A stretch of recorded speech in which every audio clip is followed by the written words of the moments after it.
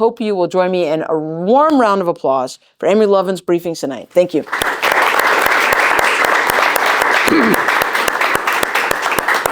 Oh, thank you, Holmes. As somebody or other said after that gracious introduction, I can't wait to hear what I'm going to say. I'm very honored to be here reporting on the global electricity revolution that is taking us to a cheaper, resilient, carbon neutral future much faster than I think anyone would have expected, including me. And the overarching story here is a rapid and irreversible global shift to efficient use, from fossil fuels to renewables, from fuels to electricity, from centralized to distributed, and a few others like analog to digital. Let me start with the distributed part. Decentralization is accelerating. If done right, it should greatly improve reliability and resilience. And there's a history here. You know, a century ago, generation was costlier and less reliable than the grid. And we built a grid mostly so that unreliable power plants could back each other up. But now the grid is costlier and less reliable than generation, particularly if it's distributed. And now big power plants have been outcompeted by small ones. The economic logic of size in electrical resources is laid out in a 2002 book called Small is Profitable: The Hidden Economic Benefits of Making Electrical Resources the Right Size. That logic is reflected now in the forecasted 95% shrinkage of the capacity of the median European power plant by 2050. By that time, 2/3 of generation is expected to feed directly into the distribution grid. Since 2020 as well, U.S. rooftop solar power has averaged cheaper than retail grid power. So be careful about comparisons. Rooftop solar can cost several times more than utility scale solar, but then you have to deliver it, which costs more than the generation. However, I think the biggest opportunities and risks for incumbents in the power business are on the demand side. So let me start there. Every energy-using sector in this country has already passed peak fossil fuel. The world's total use of fossil fuels roughly peaked about 2019 and began bumping along a plateau. Occasionally it'll go up a little higher than that due to weather or war. Those are minor excursions.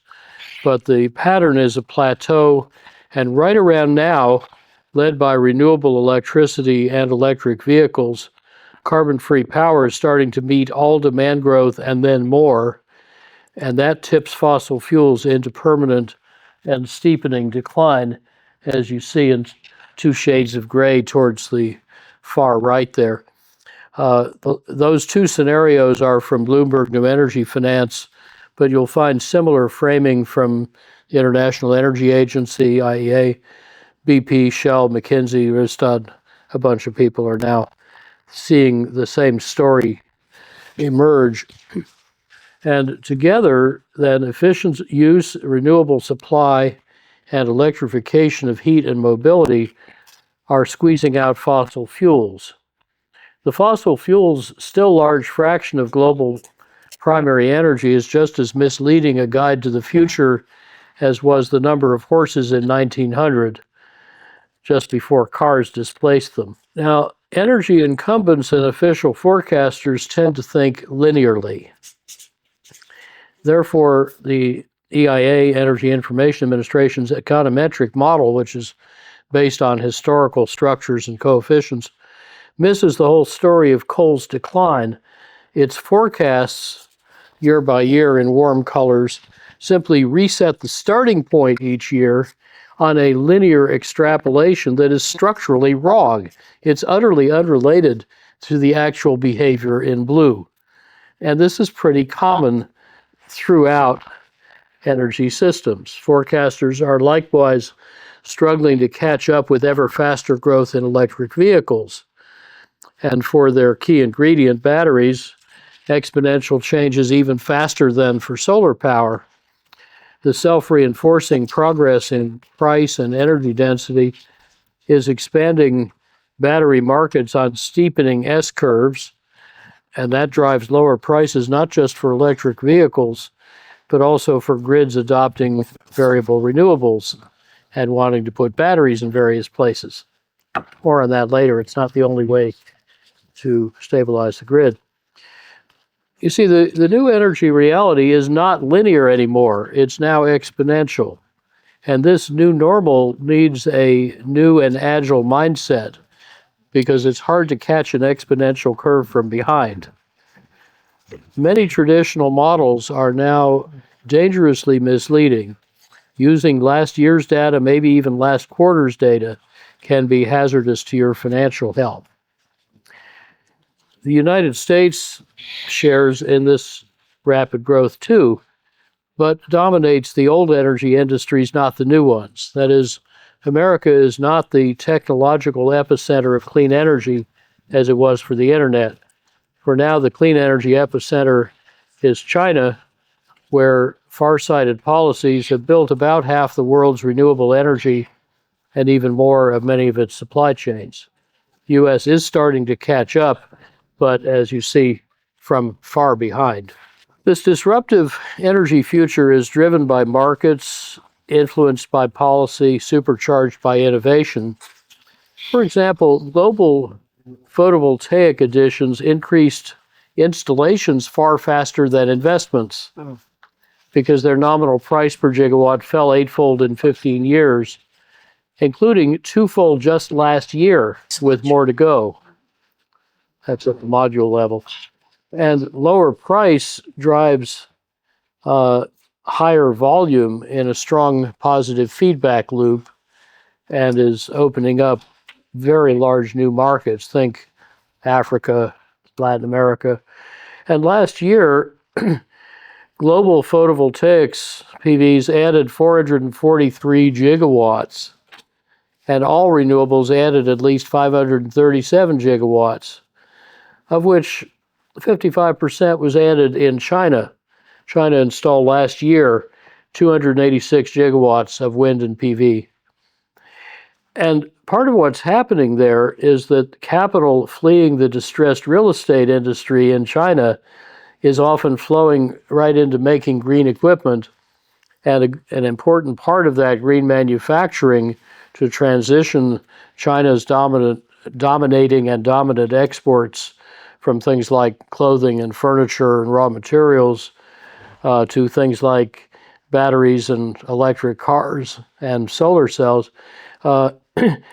That's this green manufacturing sector, which is now surging its productive capacity and sparking a global price war.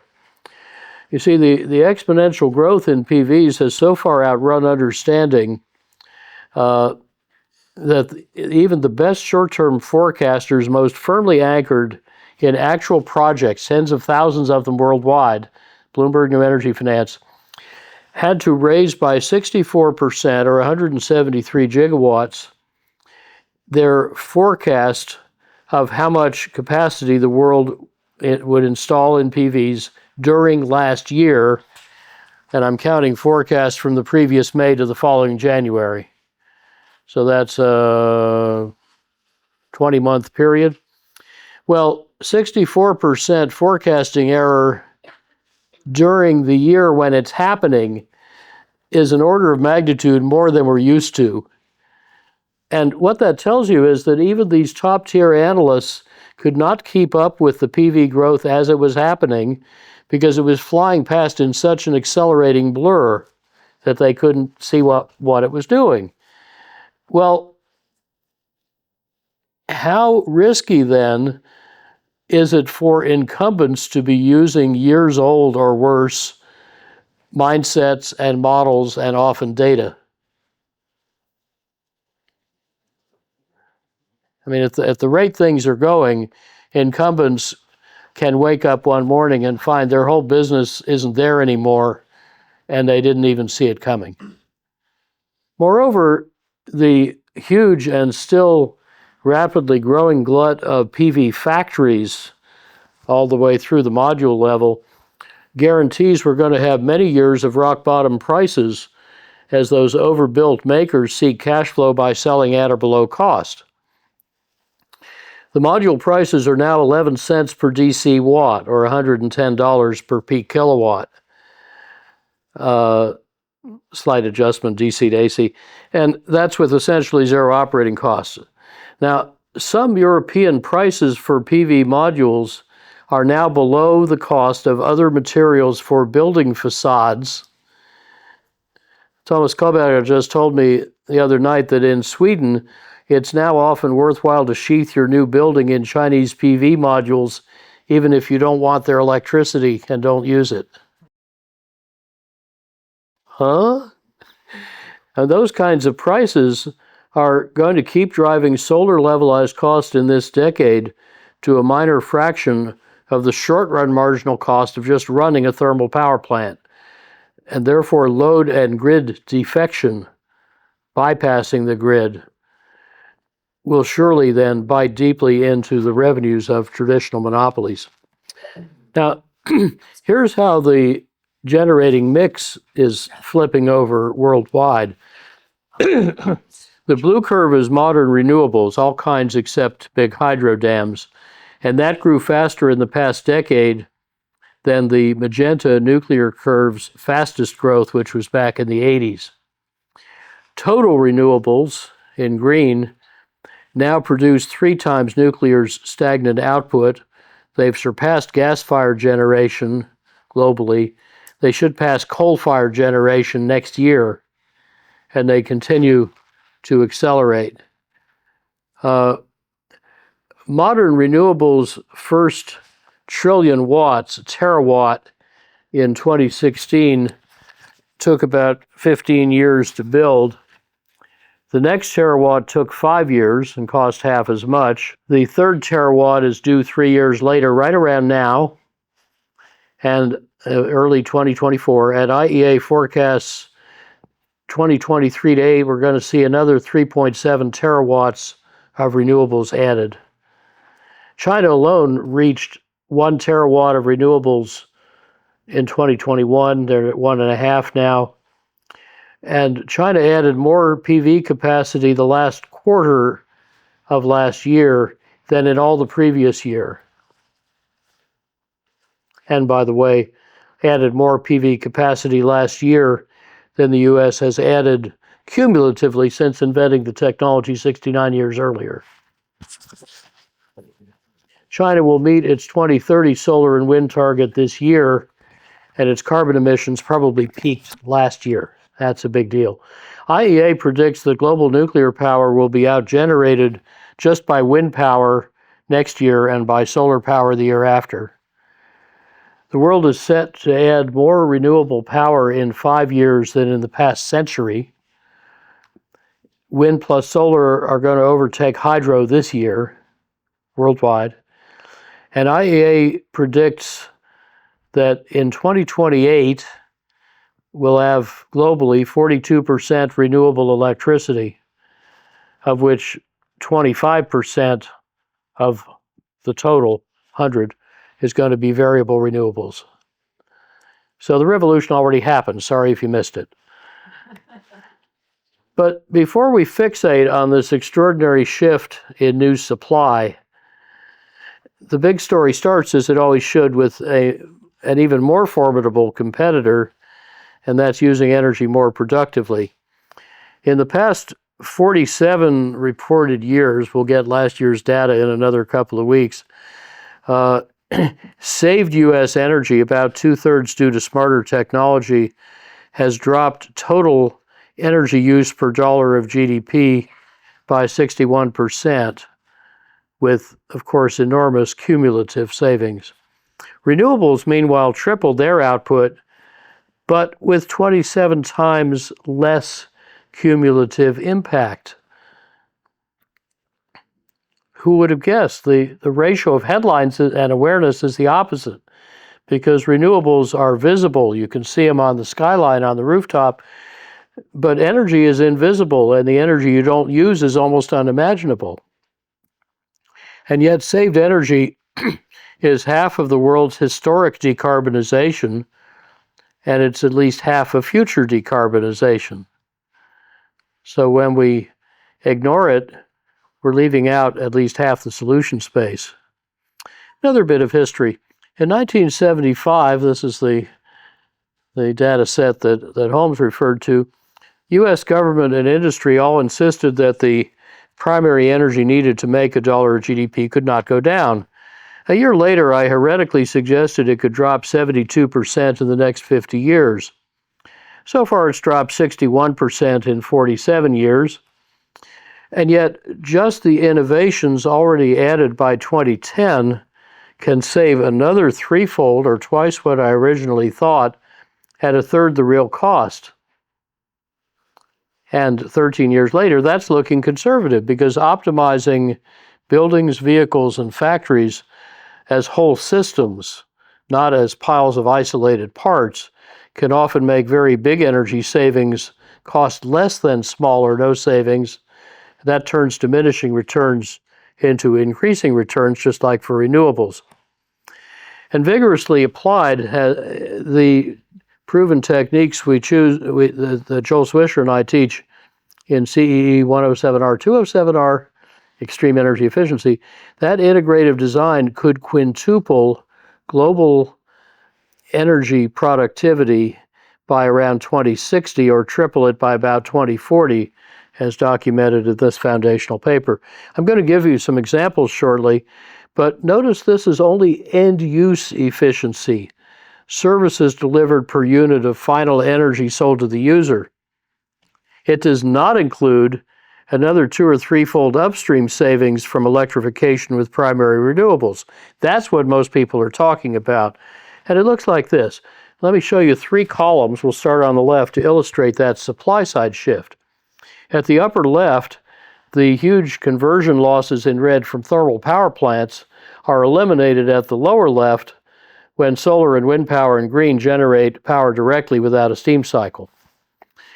Then in the middle column, fuel combustion at the top provides heat several-fold less efficiently than a renewably powered heat pump concentrating free low-temperature heat. And in the right column, the big losses in red from gasoline and diesel engines pretty much go away when several-fold more efficient renewably powered motors run battery electric vehicles.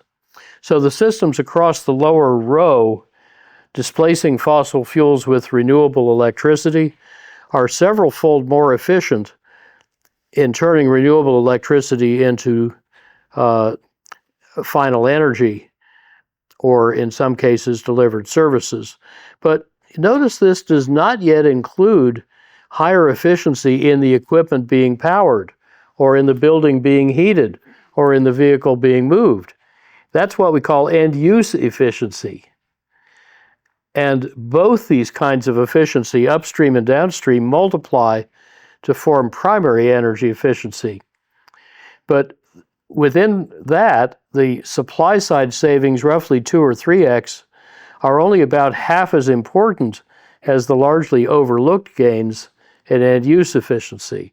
And that's where integrative design brings the biggest benefits. So with all that efficiency potential of both kinds, how much electricity will the U.S. or the world need? Nobody knows. The high standard projections risk major overbuilding and stranded assets, and that risk is rising with the obvious trends, plus further innovation. For example, I'll just give you 3 little by-the-year cases.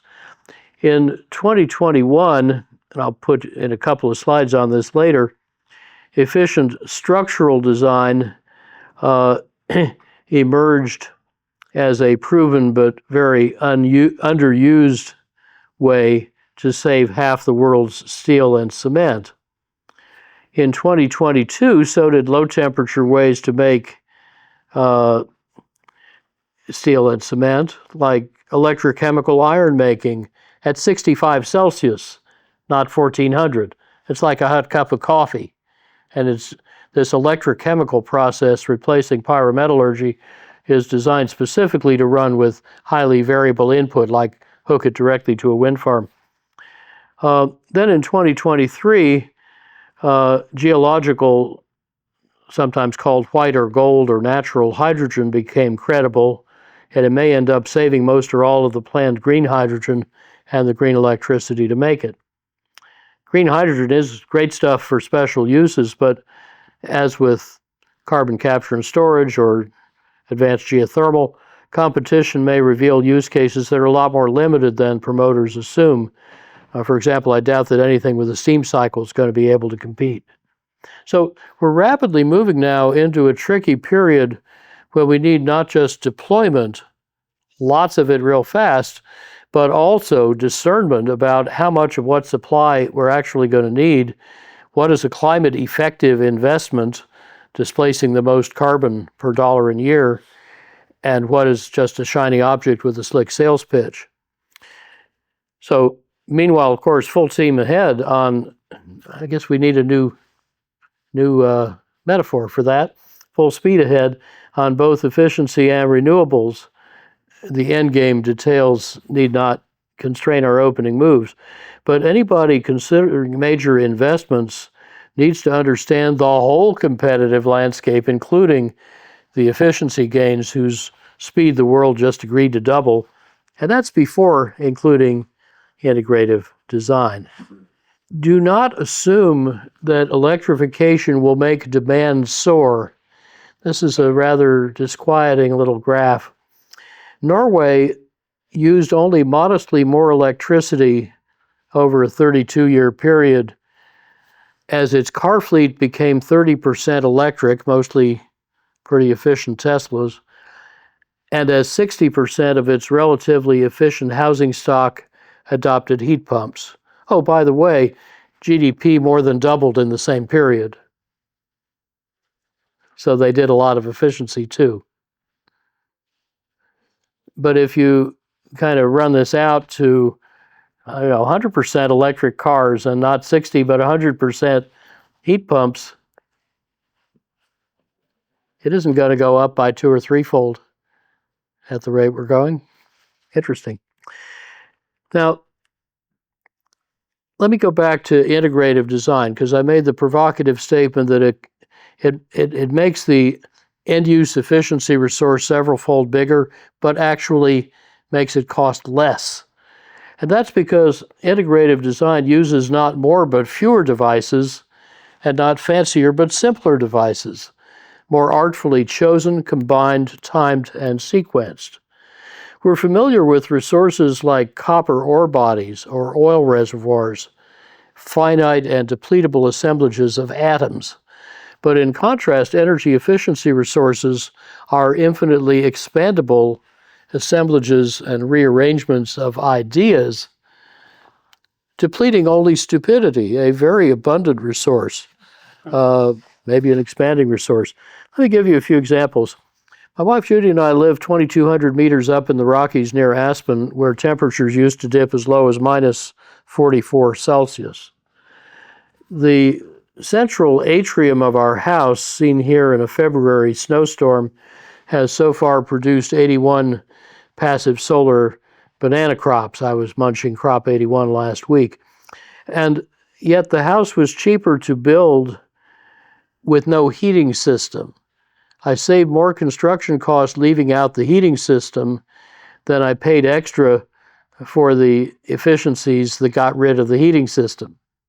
So I was optimizing the building as a system, not the insulation or the glazings as a component.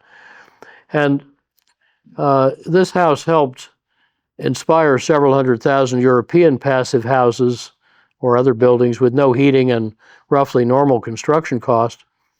And actually an analog, there's some of the bananas, an analog in Bangkok saved 90% of the air conditioning energy with better comfort and normal construction cost.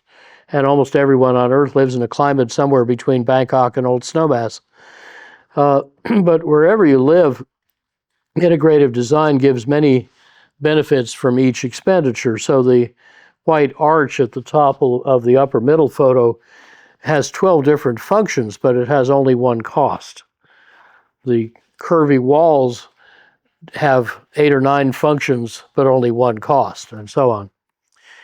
This kind of integrative design let our Empire State Building retrofit save 38, later 43% of its energy with a 3-year payback. Now the owner wants to redouble that to 80%.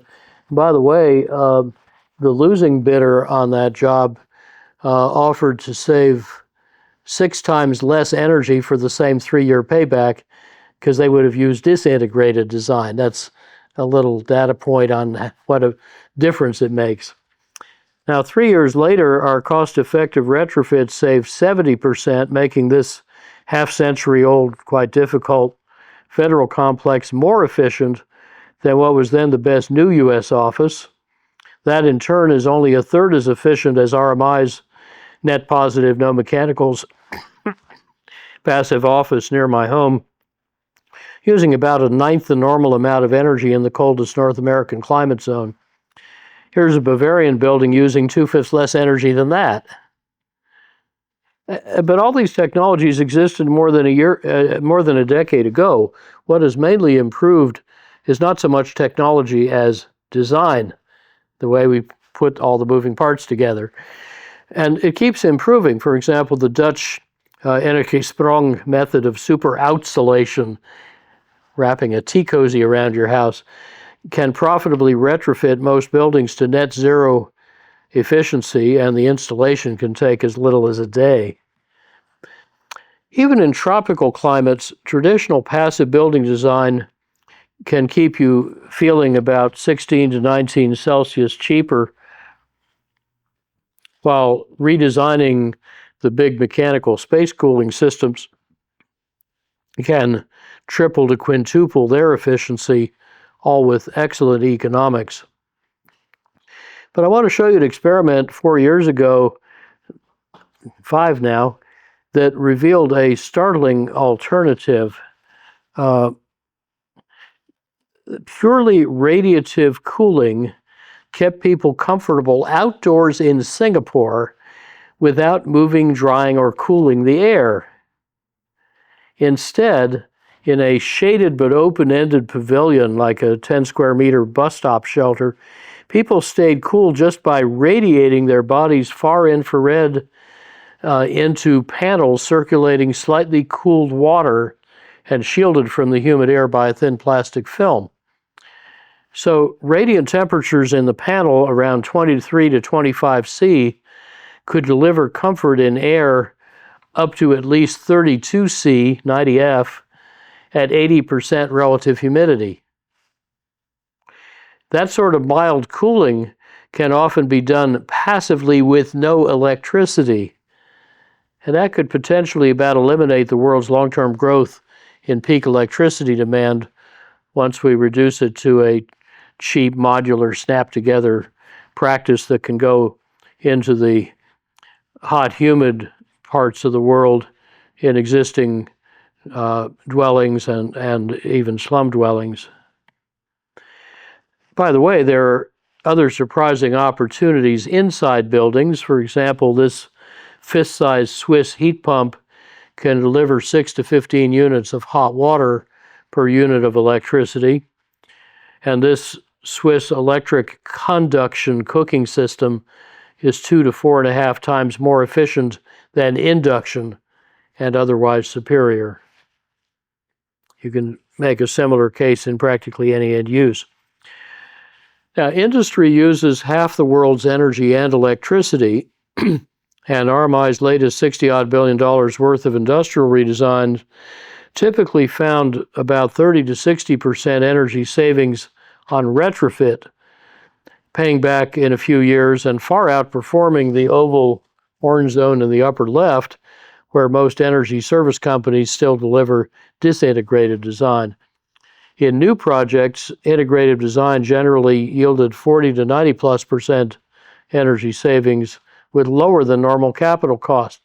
And a lot of this was just from paying more careful attention to classical systems often neglected. For example, half the world's electricity runs motors, half the motor torque turns pumps and fans.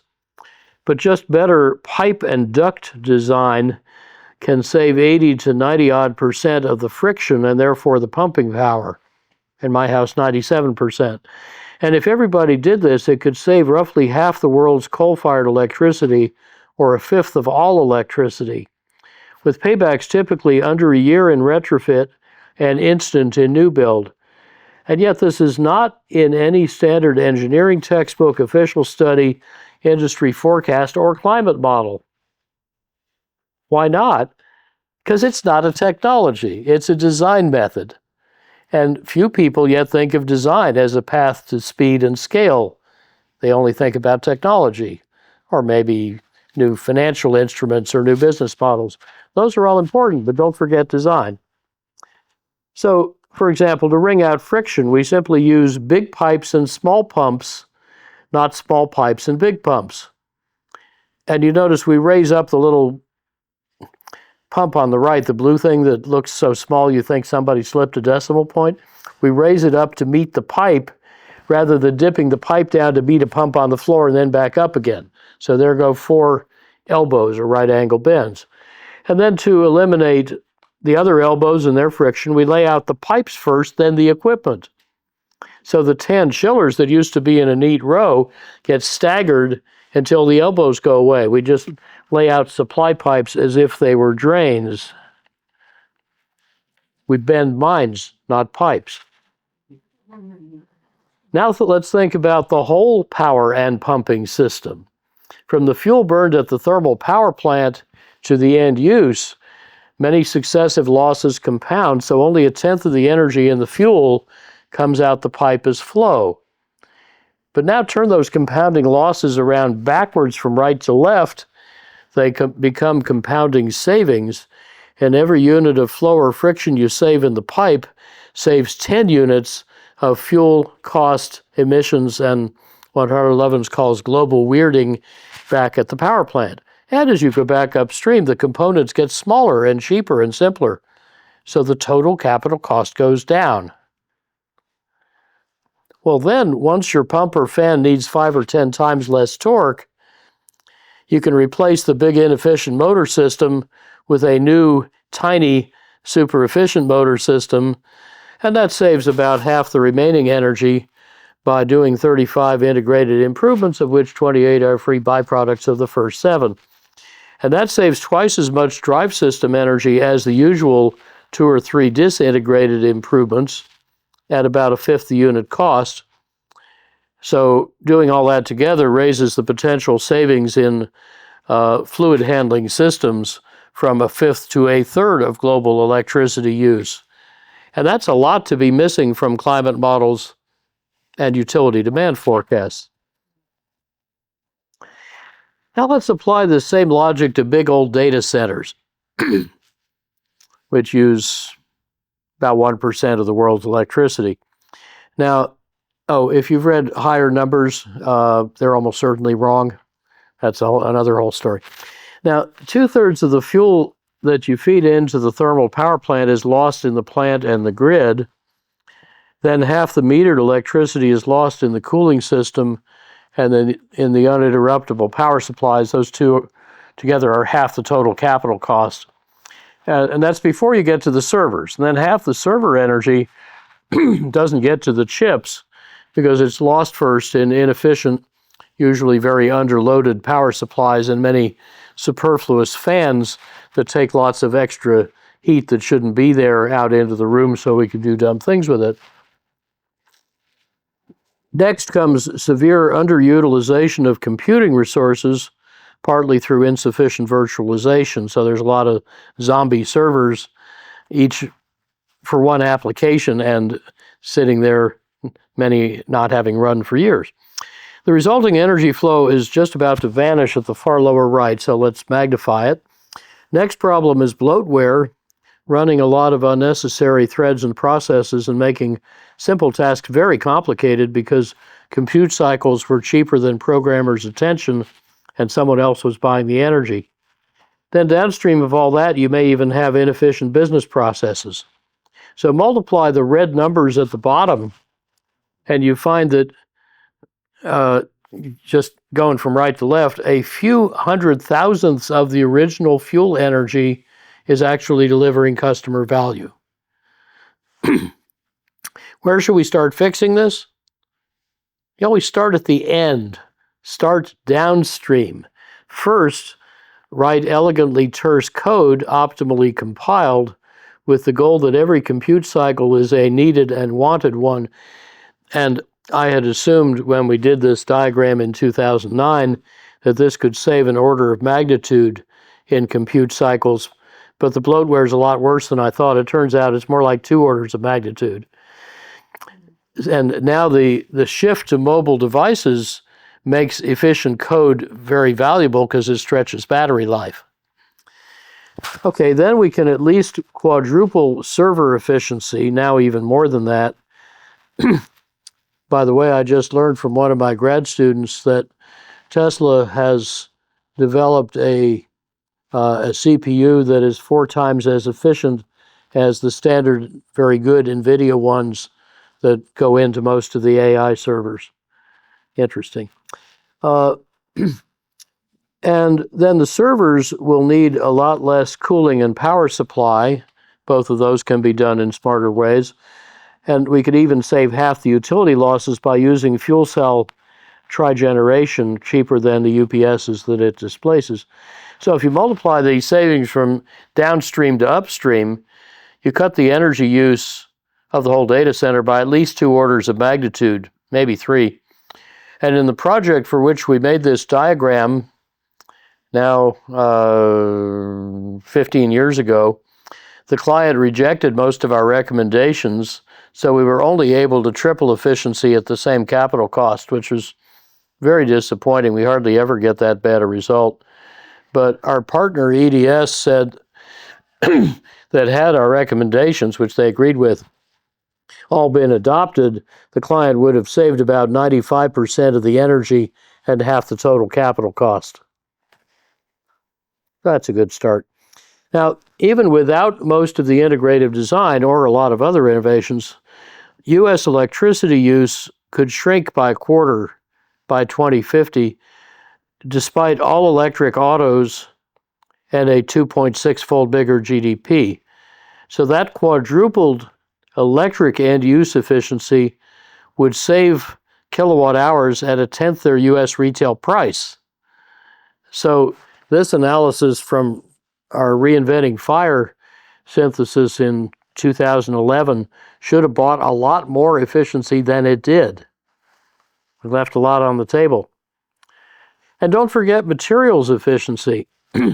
Strong literature that I'd gathered, nobody had synthesized it before, in 2021 showed how smarter structural design and new business models can profitably save at least half the world's cement and steel, and those now emit about 15% of global CO2. So better specification and application of concrete can save another half, my RMI colleague showed. So together, you can save 3/4 of the cement and steel before adopting lower carbon materials or production processes or heat sources. Let me give you a few examples of better structural design. Substituting tension for compression structures typically looks better, costs less, uses on the order of 1/8 the tons. Pouring concrete into curvy fabric forms, not rigid prismatic forms, can often save over half the concrete by putting strength and stiffness only where you need them. And then, of course, the weight savings compound because you need less strength to hold up less weight. An airy 3D printed bridge can carry mainly its users, while massive concrete bridges support mainly their own weight. By the way, here's a 3D printed stainless steel bridge.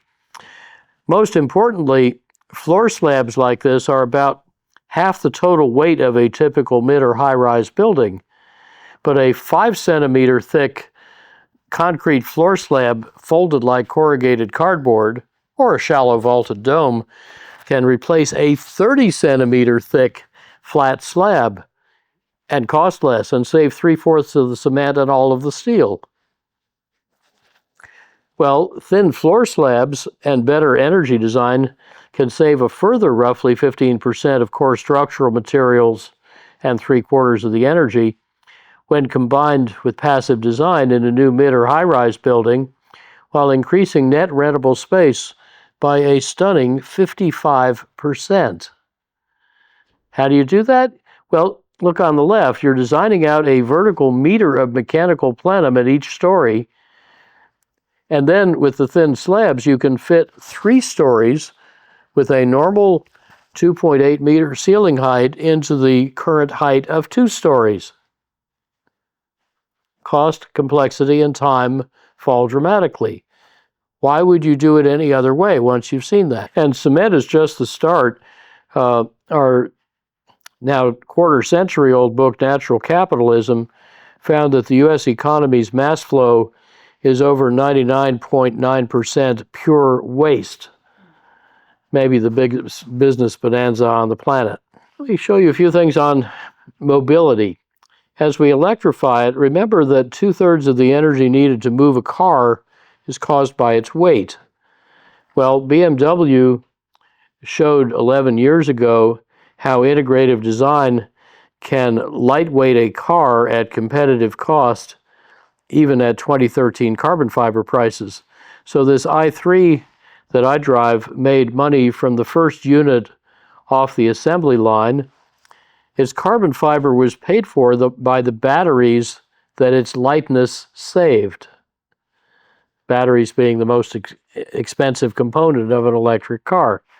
And then fewer batteries mean faster recharging with less electricity and infrastructure and emissions and investment.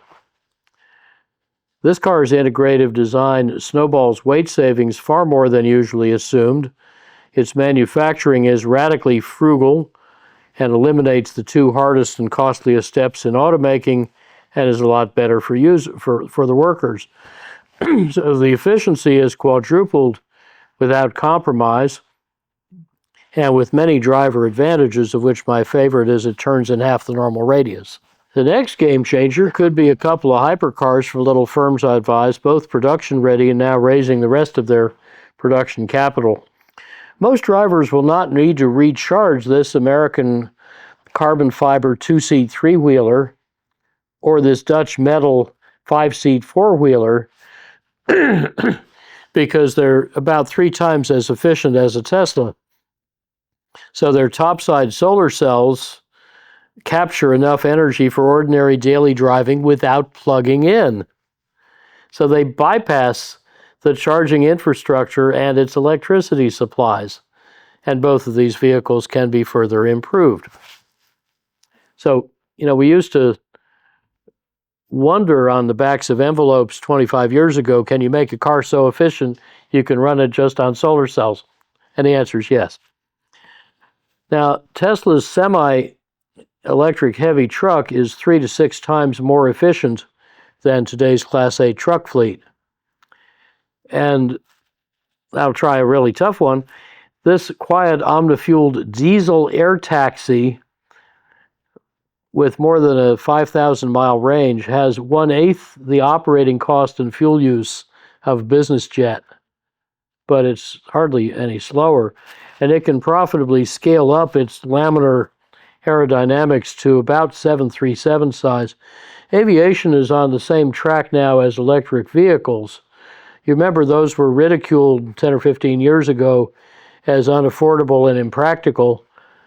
In fact, I was one of the people who used to say, battery cars for carrying mainly batteries, but not very far and not very fast, or else they'd have to carry even more batteries. Well, it didn't turn out that way. And now they're likely to take 2/3 of the world market over the next few decades. Over the next decade, and then the rest. So now electric planes, EPs, are evolving even faster than EVs, electric vehicles. And innovations in both strongly reinforce each other. They're sharing components, technologies, supply chains. Small example, there's now a an aviation motor to substitute for gas turbines in the same nacelle that puts out 100 continuous kilowatts with less than 4 kilograms of weight.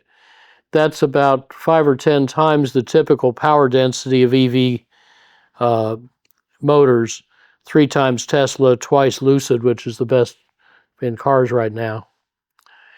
And, oh, by the way, there's a new kind of aerospace structure, a polymer lattice covered by a tough polymer membrane that can make metal wings about 60-fold, not 60%, 60 times lighter weight, and make it passively self-optimizing like a bird wing. Well, add up all these and a lot of other savings we go through in the course, and I think you have to conclude that the hydrocarbon reserves unsellable for competitive reasons look bigger than the reserves unburnable for climate reasons. And that puts fossil fuel owners even more at risk from market competition than from climate regulation. You see, the cost of getting U.S. autos completely off oil has fallen from $18 per saved barrel a decade ago, a little over a decade, to somewhere around $0 to $7 today, heading below zero over the next few years. So oil has become uncompetitive even at low prices before it became unavailable even at high prices. And now methane gas is on this track too. I used to think gas markets would hold up for decades longer than oil, but looking now at how every gas market is under serious competitive threat, I now think gas and oil are likely to dwindle together. Now, competition with efficient use is especially keen in electricity because it's the costliest form of energy. With both fuels and electricity, technology and design are both moving efficiency into fast forward. For example, prior lighting improvements were largely swept away as LEDs just in a decade got 30 times more efficient, 20 times brighter, and 10 times cheaper. Ultimately, they'll save about an eighth of the world's electricity. And that's helping to pry open an old crack in utilities business model. You see, Thomas Edison didn't sell electricity. He sold a lighting service. He would charge you a penny to run a lamp for an hour. And he did that because he knew as an inventor, people would come up with more efficient lamps, and then his cost of producing the lighting service would go down, so his profits would go up. But in 1892, he was overruled by New York Edison Company, which said, well, people are using electricity for a lot of stuff now, elevators, motors, not just lights, so too much of a hassle. Let's just sell them kilowatt hours through a meter, and they can do what they want with it.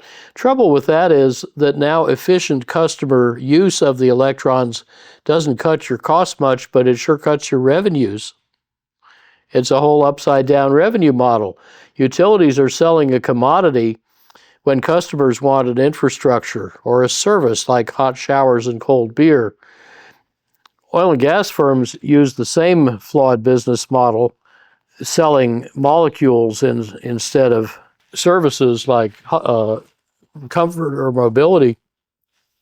So we need to sell the desired services in order to realign producers' and customers' interests.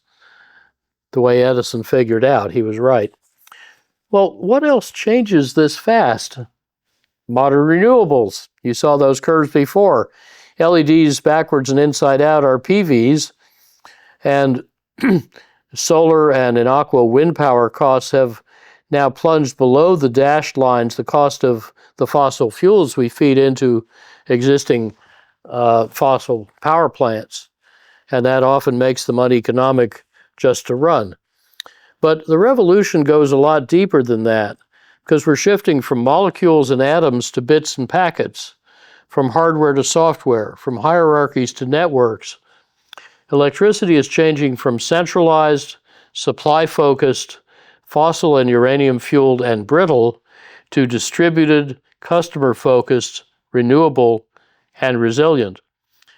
And its deepest change is probably how the information age informs and enables and organizes customers to take power into their own hands.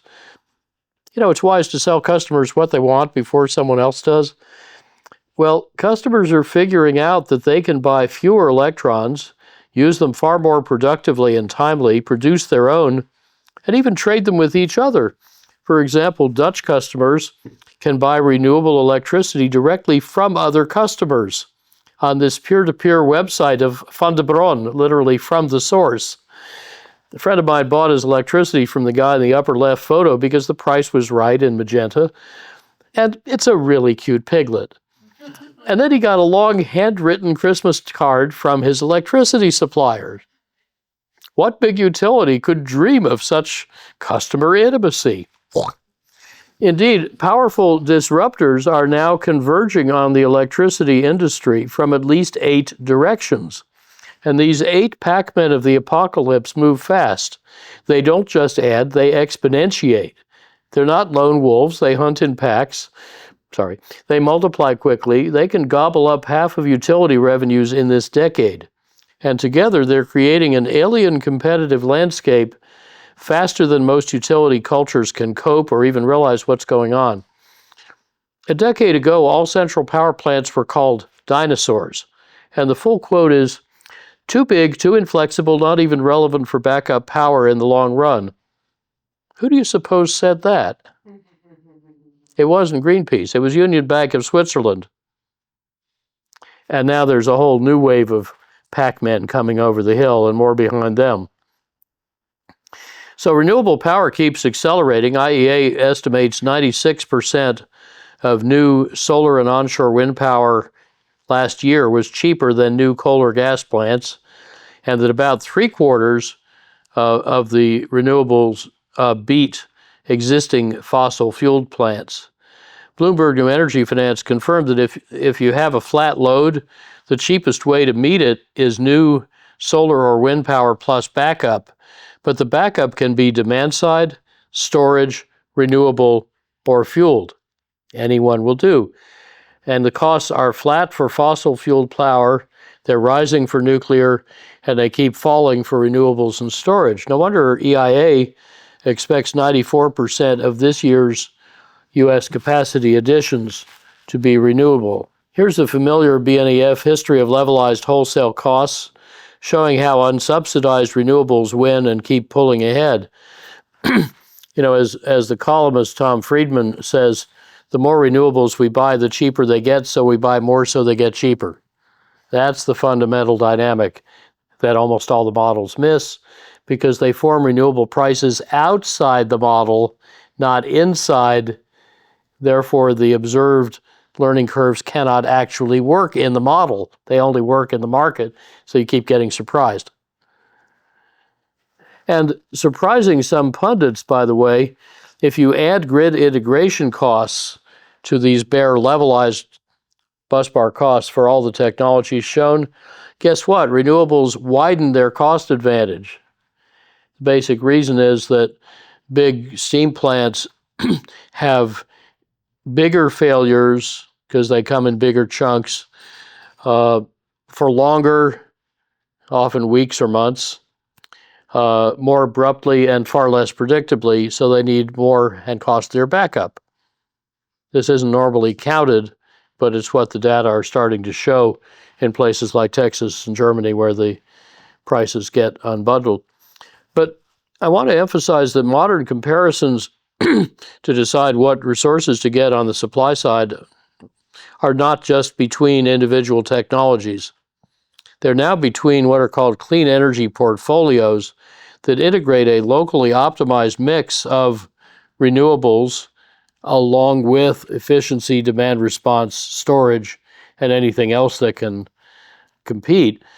5 years ago, RMI's update found that such portfolios could beat over 90% of proposed new combined cycle gas plants in the U.S., and they could beat the operating cost of existing ones by the early 2030s. And efficiency and demand response sped up that win by a decade.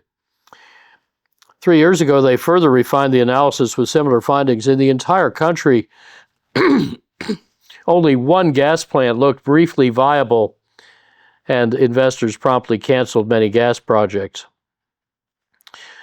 and then look at the results in the market. 3 years ago, a report surveyed 7 all-source procurements that had recently competed clean energy portfolios against new combined cycle gas. Just over 1% of all capacity procured was gas-fired, and that one case had serious transmission constraints and it was planned to run very rarely. Now, meanwhile, U.S. transmission grids need help.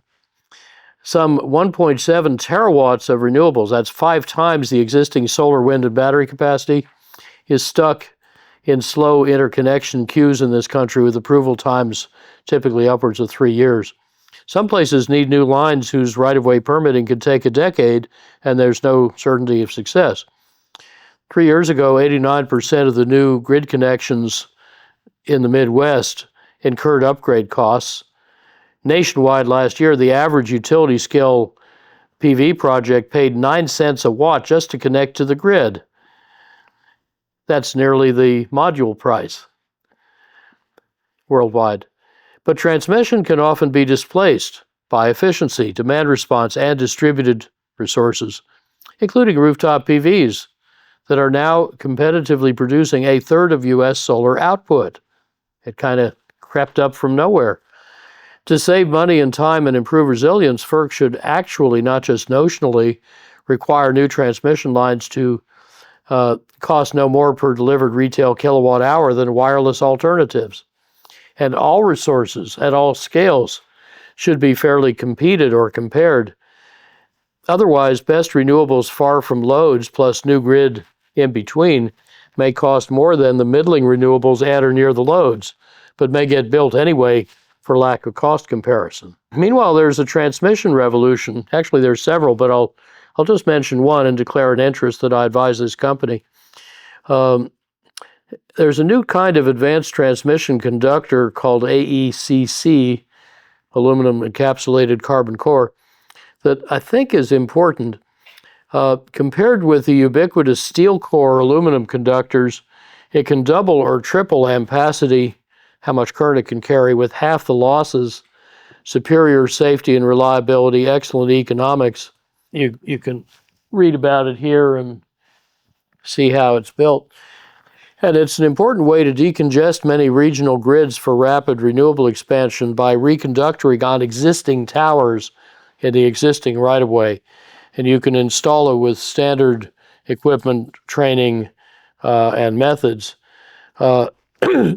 So this can often avoid a new right-of-way with vastly lower cost and risk and time.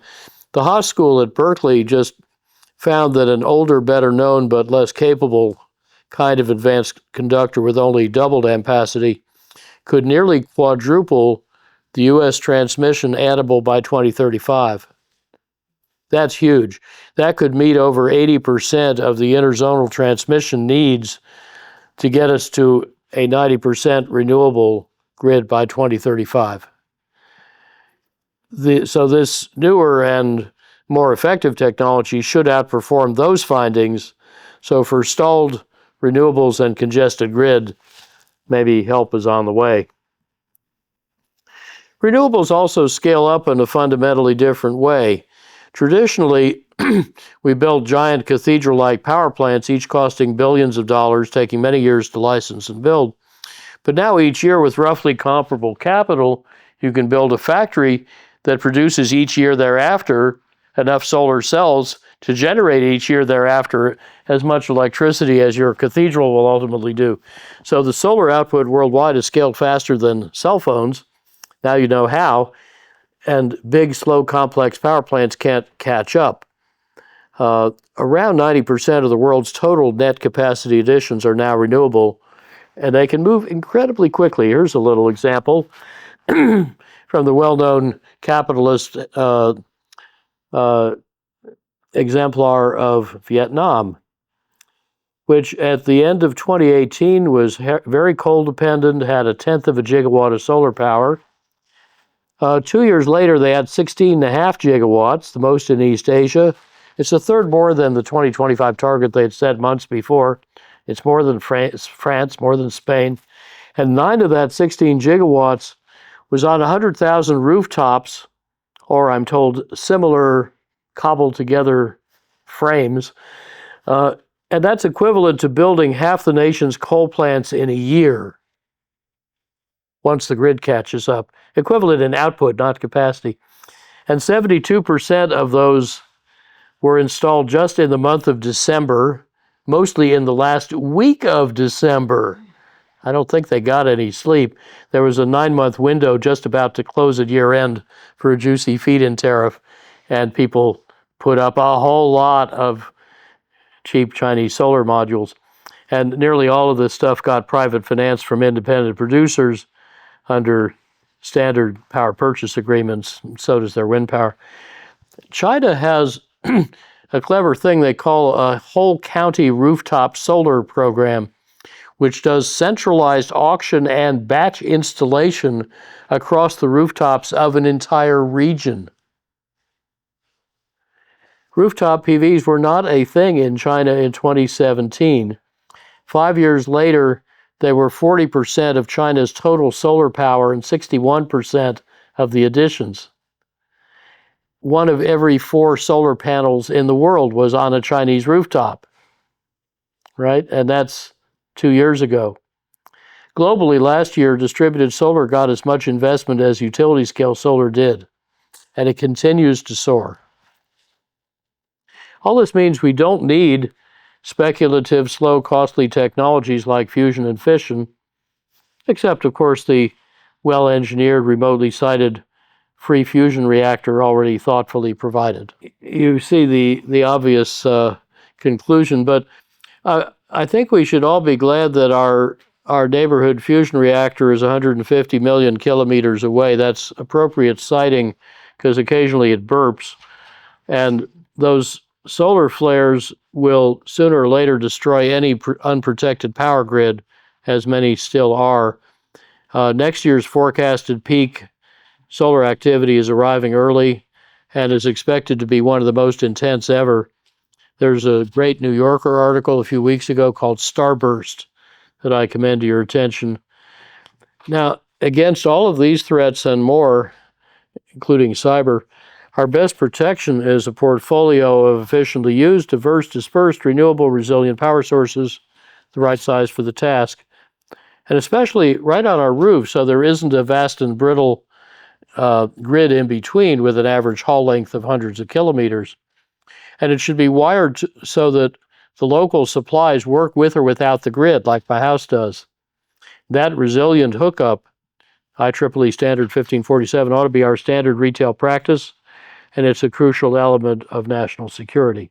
And yet, we're still told that only coal, gas, and nuclear plants can keep the lights on because they're 24/7, while wind and PVs are variable and thus supposedly unreliable. But variable does not mean unpredictable.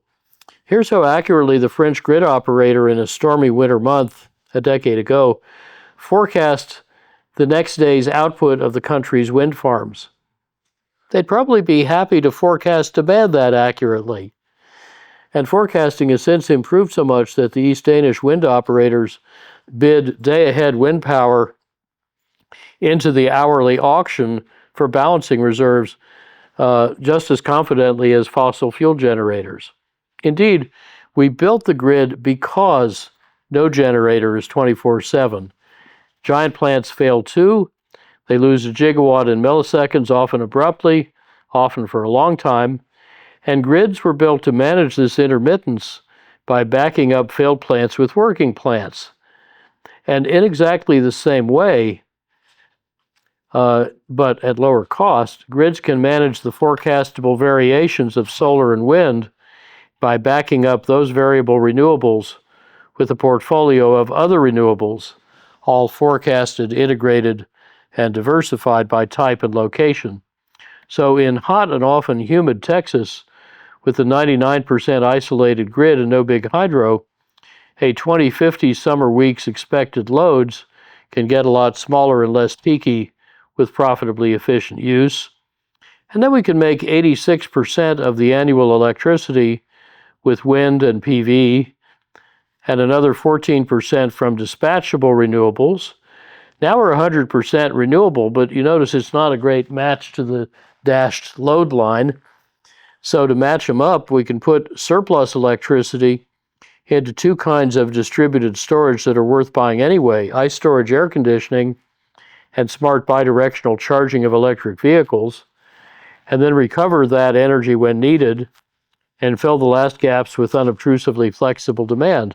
So now you're at 100% renewable electricity every hour of the year with no bulk storage and with only about 5% left over to help decarbonize other sectors. So the economics should be excellent even at today's prices. And some grid operators do such choreography today. Germany, Britain, Ireland, Lithuania are half renewably powered. Denmark well over 80%, Scotland around 100. So already these and some other European countries with modest or no hydro are meeting about half to three-fourths or more of their annual electric needs from renewables without adding bulk storage and with superior reliability. For Denmark and Germany, it's 5 times ours. The 99.999% reliable former East German utility 50 Hertz was 65% renewably powered a couple of years ago and targets 100% all renewably powered in another 8 years. So as my colleague Clay Stranger says, the operators have learned to run these grids the way a conductor leads the symphony orchestra. No instrument plays all the time, but the ensemble continuously makes beautiful music.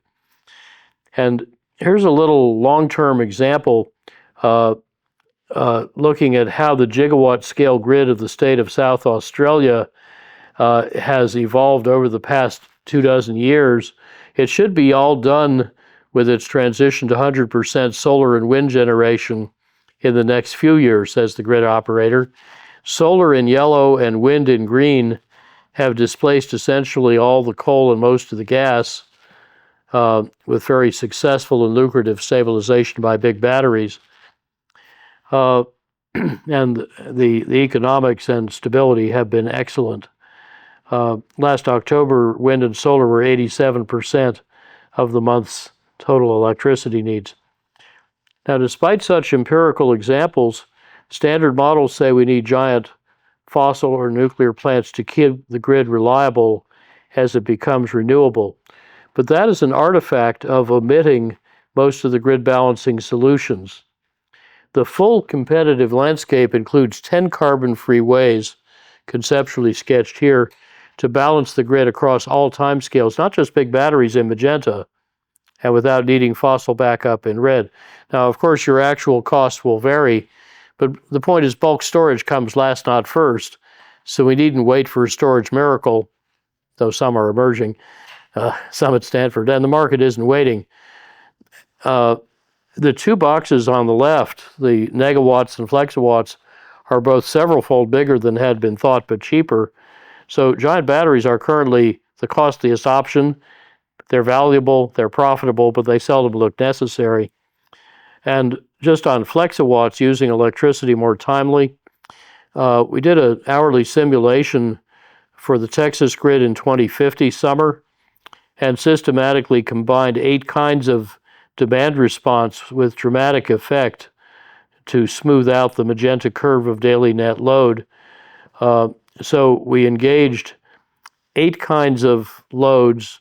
Together, these can eliminate the duck curve or dead armadillo curve of steep evening load ramping, conveniently cut the summer daily load range in half, save a quarter of the non-renewable capacity, make renewable energy a third more valuable. Oh, and it pays back in about 5 months. There were 24 residential projects on 3 continents summarized here that showed how if you combine technical and pricing and behavioral tools for using electricity timely, you could cut peak loads by 30 to 50% or more. I think altogether we're well on our way to transforming grid operation from forecasting demand and scheduling supply to forecasting supply, renewable supply, and scheduling demand, all invisibly to the customer. And because 3/4 of U.S. electricity runs buildings, making buildings more efficient can shrink and shift their peak loads and dramatically improve grid balancing. NREL did a nice study competing efficiency against storage, not against supply, and they conservatively found that better building efficiency can cut investments by an order of magnitude by displacing most or all of the long-duration hydrogen storage and green electricity to make it that we are told we'll need.